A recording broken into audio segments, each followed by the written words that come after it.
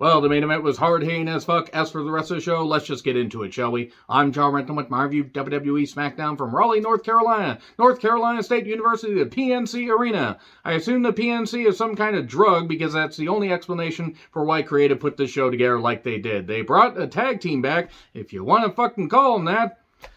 Whoo! Anyway, Michael Cole needs to be off commentary. He keeps screwing up even without Vince McMahon screaming in his ears. He's just really fucking bad at his job. Constantly screwing up shit. Just get him off commentary. Bring back somebody. Bring back Art Donovan. How much does this guy weigh? Longtime wrestling fans will absolutely be dying laughing and hating me for reminding them of that. So let's get to Raquel Gonzalez and Aaliyah taking on Xia Li and Shotzi. Quarterfinal match for the WWE Women's Tag Team Championship Tournament. And this was something. This was certainly something. Raquel's a goddamn slop fest. Aaliyah is not any good. I don't understand why she's on the main roster. Xia Li has a great look and has just been totally neutralized. Same with Shotzi, and Shotzi got beat to shit by Raquel being really fucking sloppy. This went through a break. It was not any good at all. Aaliyah constantly flopping around like a dead goddamn fish. And Xia got pinned. I understand wanting to try to put more focus on the women's tag team division, but it didn't work to begin with. And yeah, you could say because Vince is in charge. Well, here's the thing. You have so many goddamn teams that could have worked that got split up. Now you're putting together other teams that aren't going to work. Raquel and Aaliyah, that isn't going to fucking work. Xia and Shotzi, Creative has nothing for you. That might as well have been what this match was. Then we get recaps of Cross and Scarlett coming back to absolutely no fanfare. And then they have a pre-tape where, look, I'm just going to say right now, the Fox executives must have mandated that they get more talent on the roster that have that Q brain matter as far as like thinking all that bullshit, all that conspiracy theory bullshit, because that's the only explanation for why Cross and Scarlett will be back, why Raquel is there, why the Viking Raiders are getting featured at all, and why Ronda Rousey the Raccoon, is being featured. I don't care. I'm going to just get on my goddamn soapbox at times because I don't fucking care. I'm a wrestling fan, and I'm also fed up with how the last few years have gotten and how they've gone. It's just gotten so fucking goddamn bad, and people need to be held accountable for being fucking idiots and supporting a goddamn lunatic that stole fucking documents. You stupid fucks, get the fuck off my channel if you still support that. Anyway, yeah, this was terrible. This is not going to work. Cross and Scarlett coming back, great. They're going to be featured as a main event duo. Here's the thing.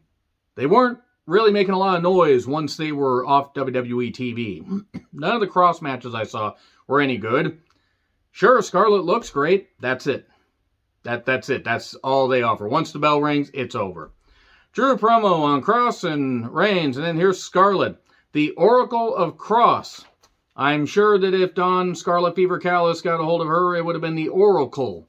If you know, you know. That's why they couldn't go to AEW, because Dawn Scarlet Fever Callis decided to get all handsy and everything, and then have them sign NDA, because he's a piece of shit and a groomer and a goddamn idiot. So, the Usos attack. This wasn't good, and they're going to have a tag team match later. Why? Well, we find out after an IC title package. And then Kofi gets attacked by the Raiders. And we have two more Caucasian fucks laying out an African-American in Raleigh news at 10. Sammy wants to talk to Roman. The Usos answer. Drew lays them out and then runs after Sammy. The show was not good. Two jobbers took on the returning Hit Row. Okay, Swerve was the only good member of Hit Row. I don't care about Francis. He did have one good shot at the Bucks, but he is not any good. Adonis is fine in the ring. I do not need to see the Deer on Ice as B-Fab back, because that match with Elektra Lopez is burned into my fucking memory. And I know that they weren't all that experienced when they got put on TV, but good fucking God. Why? Just why? Minus Swerve. And Swerve's killing it in AEW, doing some great stuff, doing great stuff on the indies. He wouldn't have even made this work at this point. Yes, they got fired, in an unjust way, shortly after coming up to the main roster. But I didn't miss him, and while I don't wish for them to not have income, this isn't going to fucking help. This is just going to make the tag division worse. To me. But anyway, Triple H is desperate is what I wrote down. And then after Nakamura had told Megan, tell Nakamura to come on. Gunther says to Kayla, you go tell Shinsuke this while he yells and berates her. And then Rowdy Ronda Rousey the Raccoon runs in, throws money on the table, praises Alex Jones for standing up for his beliefs, and then says to Shayna, hey, you used to be a killer. This is also after threatening a security guard. Here's the thing, Rousey the Raccoon is not very entertaining and has not seemed motivated since coming back, so I really wouldn't miss her if she was gone for good. Shayna then says Liv is next on her list, and then here's Liv to a pop, and Liv calls her a discount Ronda Rousey, basically, a bootleg Ronda Rousey. They get in a brief brawl where Liv is made to look like an idiot, but does lay out Shayna with a running bulldog through the table, the pile of money on the table. I understand that Liv's an underdog, and you can't present her as an equal force to women that could be presented as monsters or killers or vicious, talents in the ring. But they've made Liv look like a fucking idiot, and I hope that changes. Just give her a little more of an edge.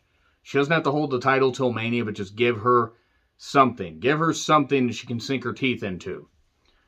So anyway, and then the Usos yell at Sammy, then we go to break. We cut to the Mania 39, press conference deal thing, whatever. Mayor James T. Butts. The name I reacted to with the good taste and maturity you've all come to expect from me. James T. Butts. Man, his parents played a cruel joke on him.